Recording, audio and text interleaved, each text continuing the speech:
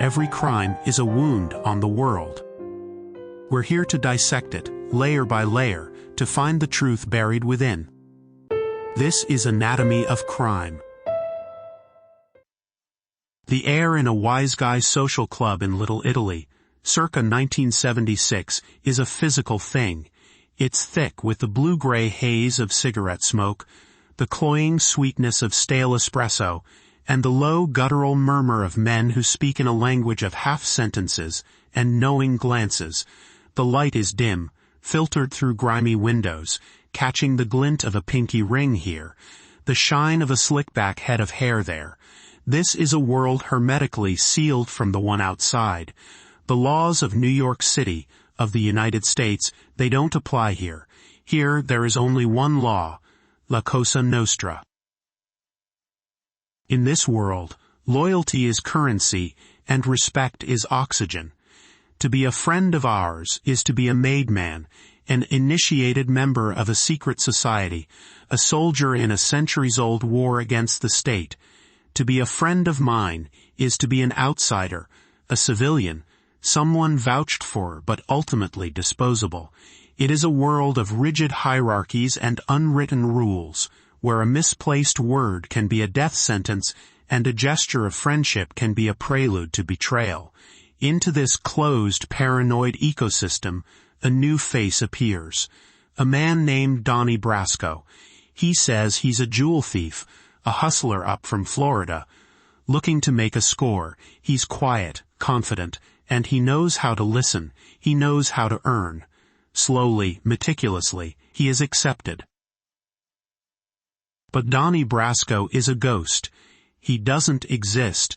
He is a carefully constructed fiction, a legend created in the sterile briefing rooms of the Federal Bureau of Investigation. He is an elaborate mask worn by a man named Joseph D. Pistone, a special agent who has agreed to step through the looking glass. For 6 years, Pistone will live as Brasco, breathing the stale air of those social clubs, eating at their tables, and bearing witness to their crimes. He will sever ties with his real family, living in a constant state of high-stakes performance where a single slip, a wrong word, a forgotten detail from his fabricated past will mean a bullet in the back of his head.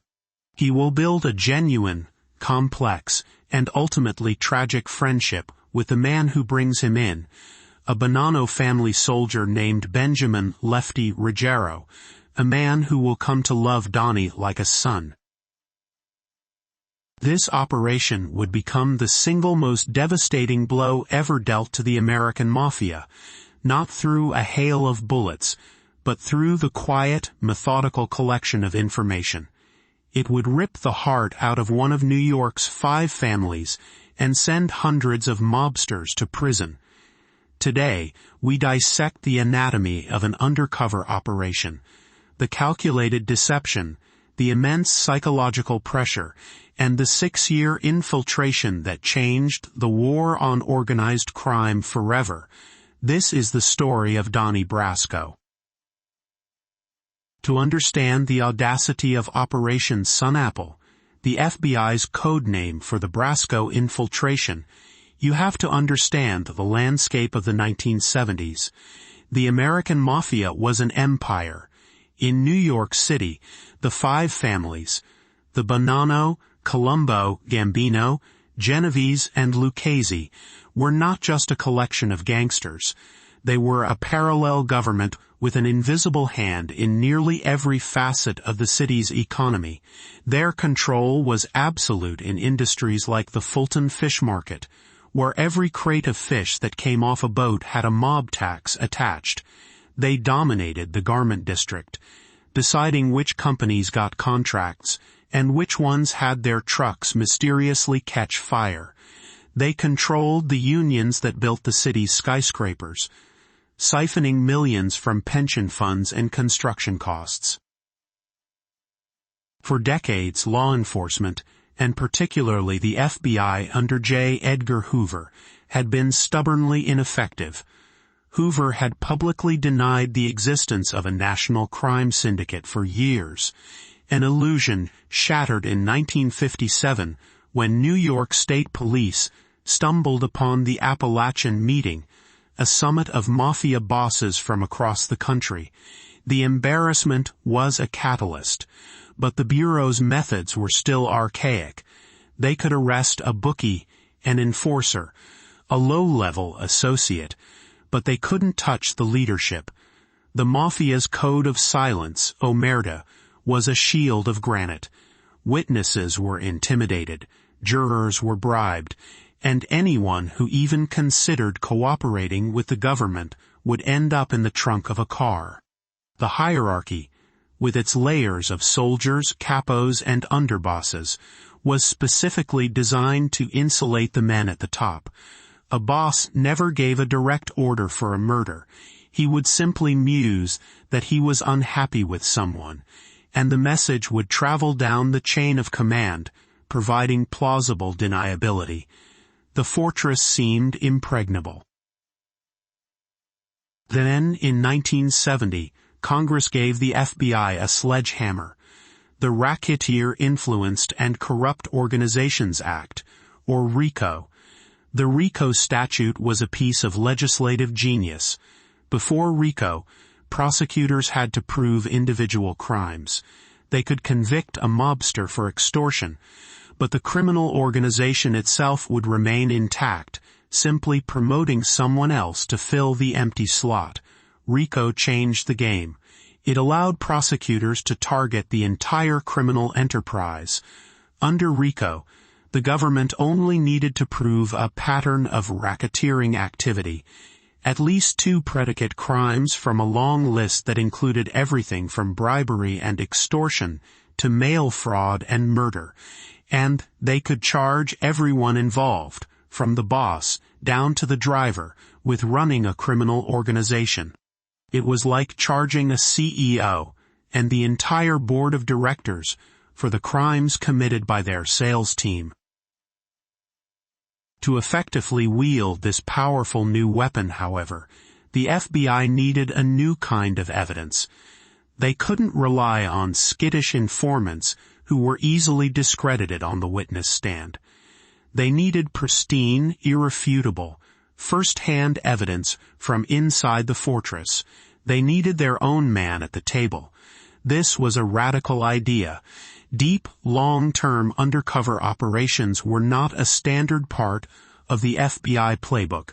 They were fantastically dangerous, psychologically grueling, and required a complete institutional commitment. The agent selected for such a task would have to be more than just a good cop. He would need the discipline of a monk, the memory of a supercomputer, and the improvisational skills of a master jazz musician. He would need to be, in essence, a world-class actor playing the most dangerous role of his life, with no script, no safety net, and no second takes. The Bureau found their man in Joseph D. Pistone. On the surface, Joe Pistone was an unlikely candidate for a Mafia deep-cover agent. He was a devoted family man with a wife and 3 young daughters.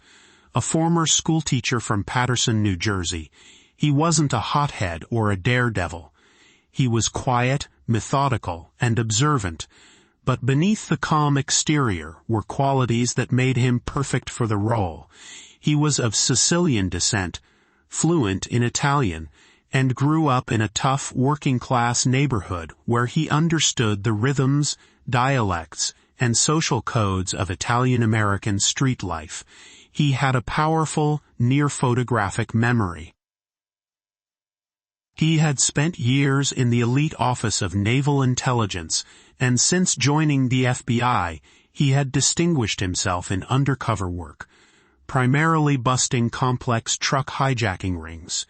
He knew how to build a cover and how to gain the confidence of criminals. But this was an entirely different league. This wasn't a short-term gig for a few weeks or months. This was a complete immersion, a 6-year sentence in a prison of his own making. The personal cost was immense. He had to explain to his wife Maggie that he was taking on an assignment that would require him to be away for an extended, indefinite period. He couldn't tell her the details, only that it was dangerous, and that their communication would be sporadic and carefully controlled. He would effectively become a ghost to his own family, missing birthdays, holidays, and the daily moments that make up a life. It was a sacrifice that few would be willing to make. Once he accepted, the FBI's machinery began the process of erasing Joe Pistone and creating Donnie Brasco. The creation of the legend, the undercover identity, was a masterpiece of bureaucratic invention. The name Donnie Brasco was chosen for its plausible sound. It felt Italian-American, but wasn't the name of any known wise guy. The FBI's Technical Services Division went to work building a history for a man who never existed. They created a birth certificate, a driver's license, Social Security records, and even a criminal record for minor offenses to bolster his credibility. The cover story was that Brasco was a professional jewel thief and fence from Miami, an orphan with no family ties to speak of. The choice of profession was strategic. Being a jewel expert gave him a reason to carry large amounts of cash and to interact with other criminals who might need to fence stolen goods. It also made him a free agent, not tied to any specific crew or neighborhood, which explained why a new face was suddenly appearing on the New York scene. The training was intensive. Pistone spent months at a special FBI facility learning everything there was to know about diamonds and precious stones. He had to be able to spot a fake, grade a diamond by the 4 C's, and talk the esoteric language of the gem trade with genuine expertise.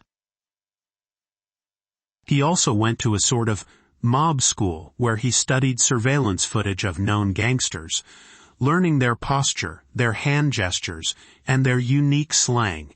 The FBI knew that it wasn't enough to just look the part. He had to inhabit the role completely. The slightest tell, a word used incorrectly, a gesture that was out of place, could get him killed. The final step was to sever all ties. His FBI credentials were locked away. His personnel file was removed from the general system. To the outside world, and even to most of the FBI, Special Agent Joe Pistone ceased to exist. In the fall of 1976, Donnie Brasco drove his Cadillac into New York City, a man with a manufactured past and an uncertain future, ready to knock on the door of the Mafia. The infiltration began not with a dramatic confrontation, but with 6 months of crushing boredom and frustration. Pistone, now fully inhabiting the persona of Donnie Brasco, began frequenting the bars, restaurants, and social clubs in Manhattan and Brooklyn that were known mob hangouts. He'd sit at the bar, nurse a drink, and listen. He learned the pecking order, who was respected, who was a blowhard. The key was to be seen, to become part of the scenery without seeming desperate or overly eager. The wise guys were a clannish, suspicious bunch. They had finely tuned antennae for outsiders and cops. For half a year, Donnie Brasco made no meaningful progress. He was on the verge of scrubbing the mission, believing he would never break through the invisible wall of suspicion. His breakthrough came, as it so often does, through a series of chance encounters and a bit of luck. He began doing business with a man named Gilly Greca, who ran a crew affiliated with the Colombo family. Through Greca, he was eventually introduced to several members of the Bonanno family, one of the most powerful and historically violent of the 5 families. It was in a Brooklyn bar that he first met the man who would become his sponsor, his mentor, and his eventual tragedy, Benjamin Ruggiero, known to everyone as Lefty Guns. Lefty was a quintessential mob soldier. He was 50 years old, a made member of the Bonanno family, and a man who carried his reputation as a killer like a badge of honor. He claimed to have carried out 26 contract killings. But for all his menace, Lefty was a man riddled with insecurity. He was a compulsive gambler, perpetually in debt to his own crew, and possessed a deep-seated paranoia that the world was out to get him. He felt overlooked and underappreciated by the family leadership, always complaining that he never got the respect he deserved.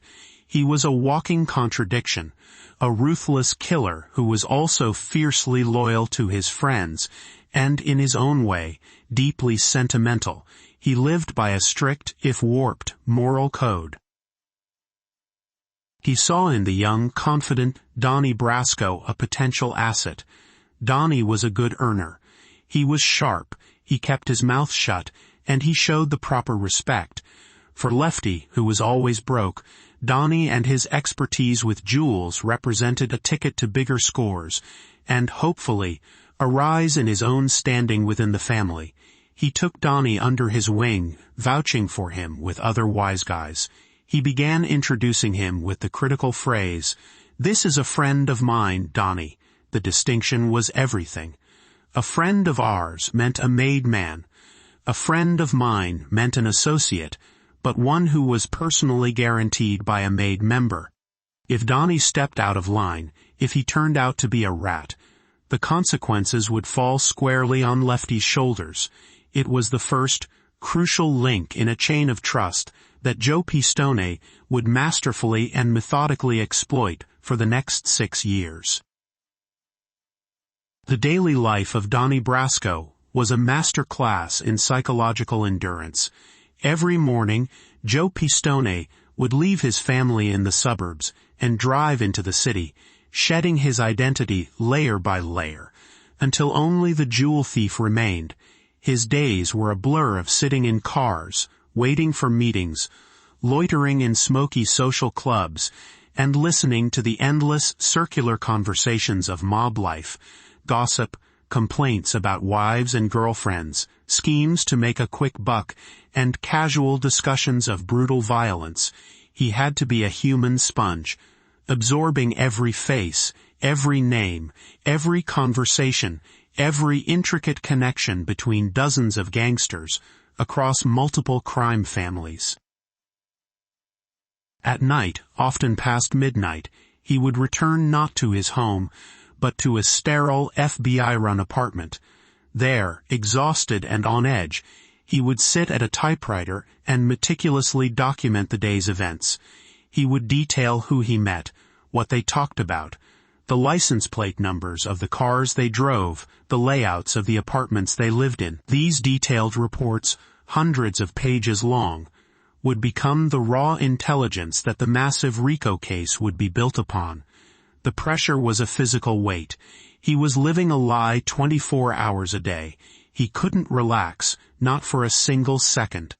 The mobsters around him were constantly testing him, sometimes subtly, sometimes overtly. They would ask him about his supposed past in Florida, trying to catch him in a contradiction. They would drop names of obscure wise guys to see if he recognized them. A wrong answer, a moment of hesitation, could be fatal. He had to adopt their entire worldview. He learned to think like them, to talk like them. He absorbed their slang, their cadence, their casual racism, their deep-seated misogyny. He had to project an aura of casual menace, to be someone who was capable of violence without being a hothead who might draw attention.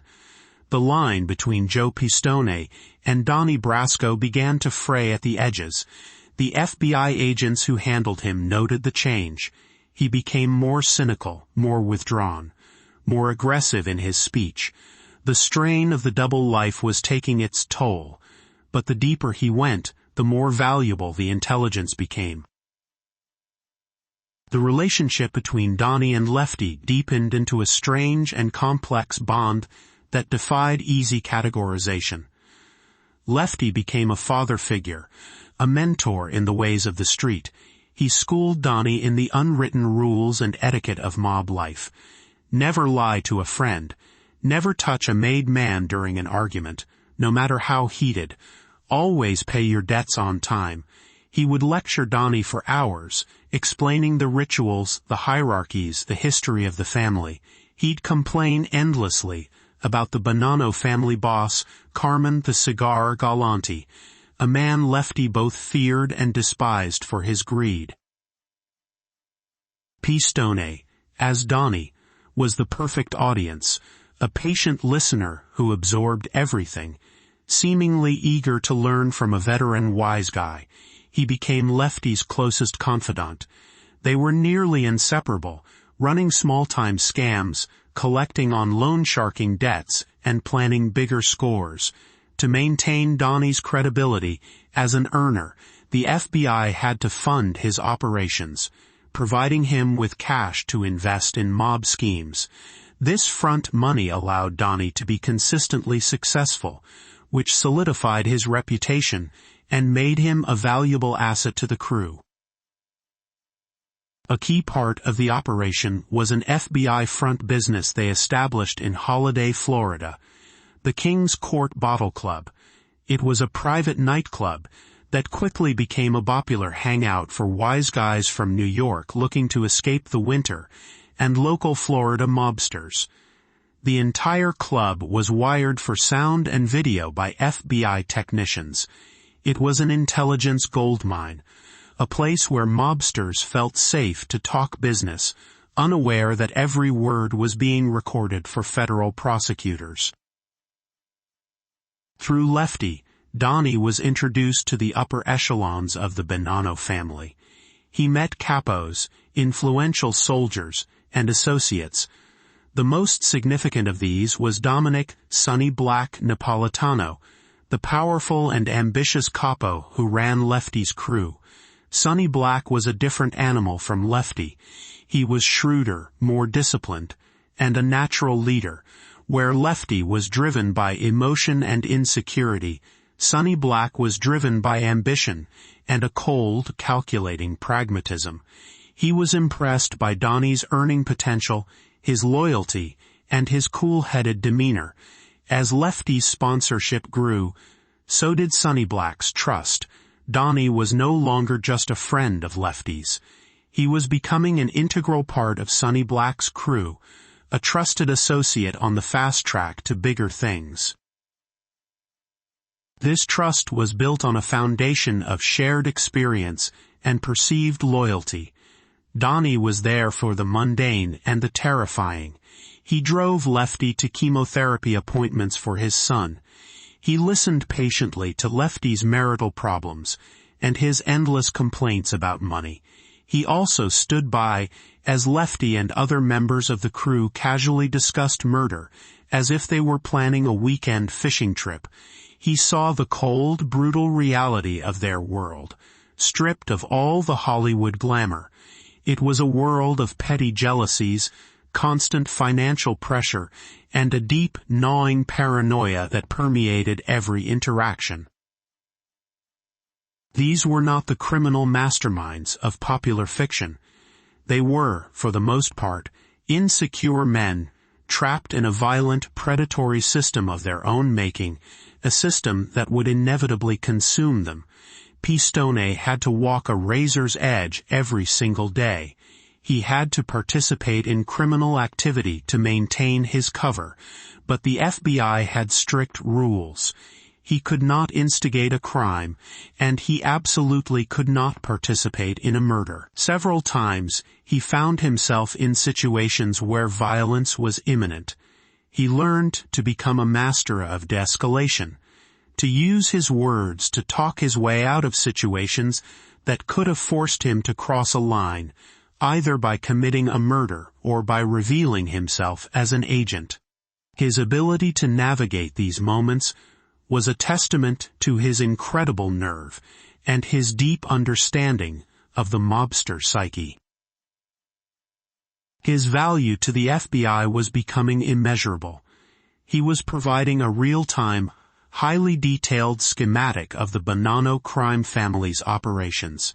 He identified key players, mapped out their illegal businesses from loan sharking to hijacking, and, most importantly, recorded them discussing their crimes in their own words. The Bureau was building an airtight RICO case that would be unlike anything they had ever assembled before. A case built not on circumstantial evidence or the questionable testimony of informants, but on the words and actions of the criminals themselves, as witnessed by a federal agent. By 1979, the Bonanno family, and indeed the entire New York Mafia, was thrown into turmoil. The family's brutal, power-hungry boss, Carmine Galante, had been consolidating power and openly dealing in narcotics, a violation of the Mafia Commission's rules that was drawing too much heat from law enforcement. Worse, he was refusing to share the immense profits. The bosses of the other families gave their approval for his removal. On July 12, 1979, Galante was gunned down in broad daylight on the patio of a Brooklyn restaurant, a cigar still clenched in his mouth.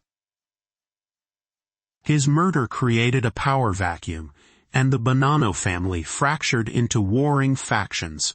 One faction, based in Brooklyn, rallied around Sonny Black Napolitano. The other, a group of Sicilian-born members known as the Zips, was led by a group of capos loyal to the old guard, including Alphonse Sonny Red Indelicato. The family was on the verge of a civil war. It was in this chaotic and violent environment that Donnie Brasco's stock rose higher than ever.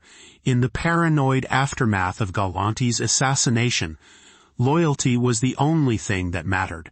Donnie had proven himself to be a loyal earner and a stand-up guy. He was firmly in Sonny Black's camp.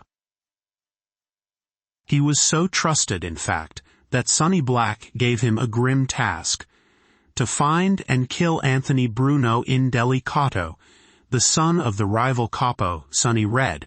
This was a red line for the FBI. Pistone couldn't carry out a hit.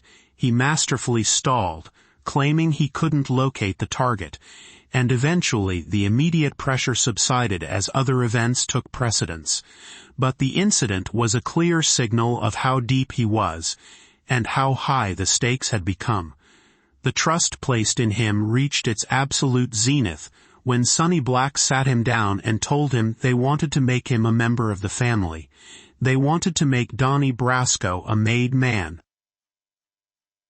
This was the ultimate validation of his cover, the holy grail for an undercover agent. To be proposed for membership meant he had passed every conceivable test. He was considered 100% trustworthy, a true wise guy.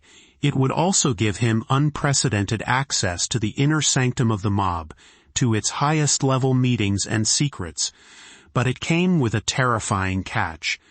To be made, a man traditionally had to participate in a contract killing, to make his bones, proving he had the mettle to kill for the family.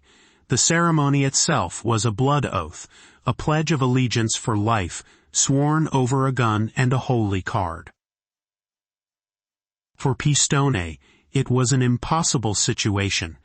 He and the FBI knew that if he was asked to kill someone as part of his initiation, the entire operation would have to be terminated immediately. The FBI debated the risks. Allowing an agent to go this far was unprecedented. The potential intelligence was invaluable, but the danger to Pistone's life was astronomical. They decided to let him proceed, hoping he could become a made man without having to commit a murder. A long shot at best. The initiation was scheduled for after the internal family dispute was settled. But before it could happen, the Cold War within the Bonanno family exploded into a hot one. On May 5, 1981, Sonny Black Napolitano and his allies decided to permanently eliminate the leadership of the rival faction. They lured the three rival capos, Sonny Red Indelicato, Philip Philly Lucky Giccone, and Dominic Big Trin Trinchera, to a social club in Brooklyn under the pretense of a peace meeting. It was a setup. Inside the club, the three men were ambushed by gunmen who burst out of a closet. They were shot to death in a hail of gunfire. Their bodies were quickly dismembered and disposed of. Donnie Brasco was supposed to be there. Sonny Black had ordered him to come to the club, likely to act as a driver or lookout. But Pistone, through a combination of luck and clever excuses, was in Florida on FBI business and managed to miss the appointment. When he returned to New York, Sonny Black was furious with him for his absence. But the fact that he had been summoned to be part of the hit squad was the ultimate testament to his standing. He was on the inside of one of the most significant gangland slayings in modern Mafia history. He was later tasked with helping in the cleanup, and Sonny Black's crew even gave him Big Trinchera's watch as a macabre trophy from the murders. He knew who the killers were. He knew who gave the orders. He had the kind of information that could decapitate a crime family. The murders, however, escalated the danger exponentially. The FBI was growing increasingly nervous. Pistone had been inside for almost 6 years. The psychological strain was immense. The line between his two identities was dangerously blurred, and the risk of exposure was growing daily. Another unrelated FBI undercover operation, targeting mobsters in Florida, had been compromised, and the Bureau feared that the fallout could lead to Pistone's identity being discovered. The Bonanno family was in a state of high alert, and if they found out there was a federal agent in their midst, an agent who knew the secrets of the three capos' murder, his death would be swift, certain, and brutal. In July of 1981, after 6 long years, the FBI made the difficult decision. The operation was over. They had to pull him out. The extraction of Joe Pistone was as unceremonious as his entry had been meticulous. One day, he simply vanished. He told Lefty and Sonny Black he had to go to Florida on business and never came back. At first, they weren't overly concerned.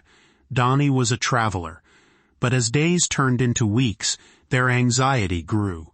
Sonny Black started making calls, trying to find his top earner. Lefty was distraught, convinced something terrible had happened to his friend. They worried he'd been arrested on a bogus charge, or worse, that he'd been grabbed and killed by a rival crew. The truth, when it finally came, was more devastating than anything they could have imagined. On July 26, 1981, FBI agents visited Sonny Black's social club, the Motion Lounge. They approached him and other members of the crew and informed them that Donnie Brasco, their trusted friend and associate, was in fact Special Agent Joe Pistone of the FBI. The shock was profound. It was simply unbelievable. These men, who prided themselves on their ability to read people, to sniff out a rat from a mile away, had been completely and utterly fooled. They hadn't just been betrayed by a low-level informant. They had been infiltrated by the federal government at the highest level. They had welcomed an FBI agent into their homes, into their families, into their most secret councils. Lefty Ruggiero, in particular, was shattered. He had loved Donnie like a son.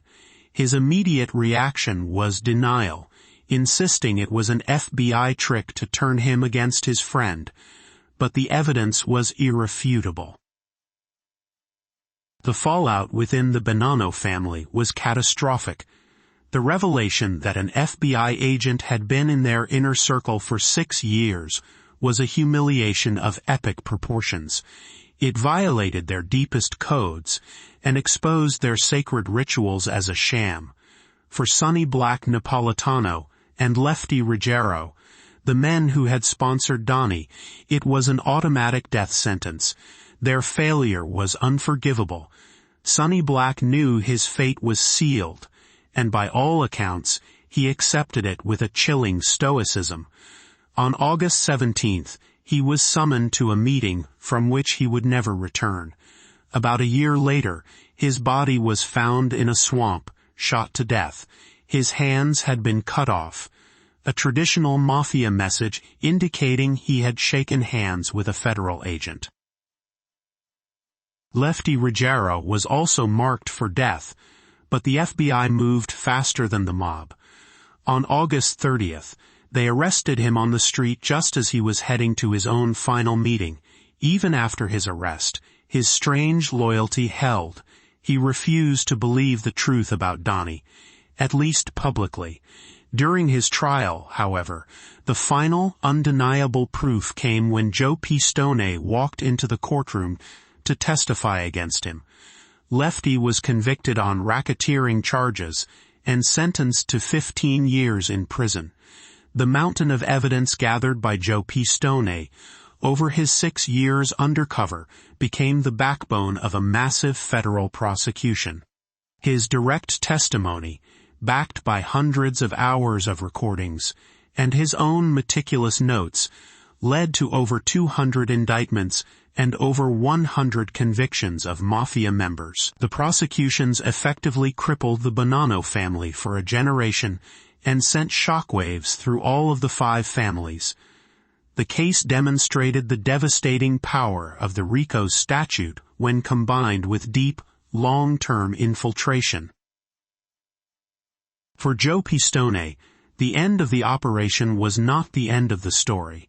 He and his family were immediately placed in what would become a lifetime of witness protection, forced to move from place to place, living under assumed names. The Mafia put out a $500,000 contract on his life. That contract has never been rescinded. He resigned from the FBI in 1986, his legendary career as an undercover agent over. The psychological cost of his 6 years as Donnie Brasco was profound. He had lived so long as another person that readjusting to his old life was a challenge. He had built real relationships, however twisted and predicated on a lie, in that other world. The betrayal of Lefty, a man who had trusted him completely, was a necessary and professional part of the job, but it was a betrayal nonetheless. Pistone has always maintained that he was simply doing his job, and that the men he helped put away were violent criminals who preyed on society. He is not apologetic, but he is clear-eyed about the human cost of his deception. He spent years consulting for law enforcement agencies around the world, teaching the art and science of undercover work that he had perfected in the most dangerous classroom imaginable. He became a living legend, the man who knew the Mafia from the inside out. He had seen the machine, not as it was portrayed in movies with its codes of honor and family, but as it truly was, a grubby, backstabbing world of greed and violence, populated by men who were more pathetic than powerful. He had seen the rot at its core, and he had exposed it to the light. The anatomy of the Donnie Brasco operation is, ultimately, the anatomy of a perfect deception. It was a success built on 3 pillars: meticulous preparation, the psychological endurance of a single agent, and the brilliant exploitation of the enemy's own culture. The FBI created a character, Donnie Brasco, who was not just a criminal, but the specific type of criminal the Mafia would find useful and trustworthy, a dependable earner with no apparent loyalties. They gave him the resources to succeed in their world, building his credibility with every dollar he brought in. The second pillar, the psychological fortitude of Joe Pistone, is almost incomprehensible. To maintain a complete fiction for 2,190 days, surrounded by paranoid killers, without a single critical error, required a level of mental discipline that is exceedingly rare. He managed the immense stress of potential discovery while simultaneously managing the emotional complexity of building friendships with the very men he was tasked to destroy. But perhaps the most brilliant aspect of the operation was how it turned the Mafia's greatest strength, its insular culture of trust and loyalty, into its greatest weakness. The code of omerta and the ritual of sponsorship are designed to keep outsiders out. Pistone, as Brasco, didn't break that wall down. He was invited through the front door. By earning the unconditional trust of one man, Lefty Ruggiero, he was able to leverage that trust to gain access to the entire network. He used their own rules against them. He became more wise guy than the wise guys themselves. The Operation Forever stripped away the mythology of La Cosa Nostra. Pistone's testimony revealed it not as a noble, alternative society, but as a dysfunctional family of predators. He exposed their secrets, their schemes, and their profound vulnerability. He showed that the fortress was not impregnable. The story of Donnie Brasco is more than just a great crime story. It is an examination of identity, loyalty, and the porous line that separates the hunter from the hunted. For 6 years, Joe Pistone was a ghost, a man who ceased to exist so that another could be born. That creation, Donnie Brasco, was so convincing that he not only fooled the mob, but he became an inseparable part of their world. He was a reflection of what they wanted to see in themselves. A loyal friend, a good earner, a stand-up guy who lived by the code. In the end, the most successful undercover agent in history succeeded because he held up a flawless mirror to the Mafia, and they, in their vanity and their greed, embraced the reflection as one of their own. This has been Anatomy of Crime, where the truth is never simple, but always worth seeking.